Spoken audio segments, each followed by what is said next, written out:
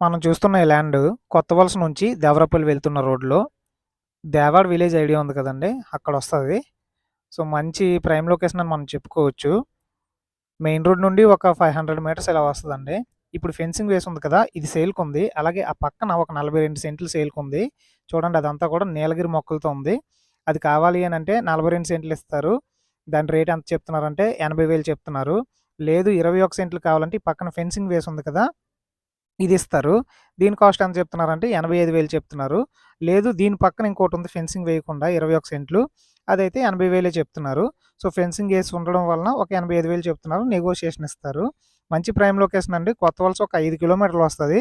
అలాగే హైలైట్స్ కోసం మాట్లాడుకుంటే అటాచ్డ్ టు విలేజ్. అలాగే ఇక్కడ నుండి రాయ్‌పూర్ 516 ఎక్స్‌ప్రెస్ హైవే కేవలం ఒక 2 కేఎం అండి. ఓవరాల్‌గా ఈ సైట్ కాస్ట్ ఎంతవుతుందంటే 17,85,000 చిల్లర పడతదండి. ఒకవేళ గజాల్లో మనం మాట్లాడుకుంటే గజం రూ. 1,800 పడుతుందండి.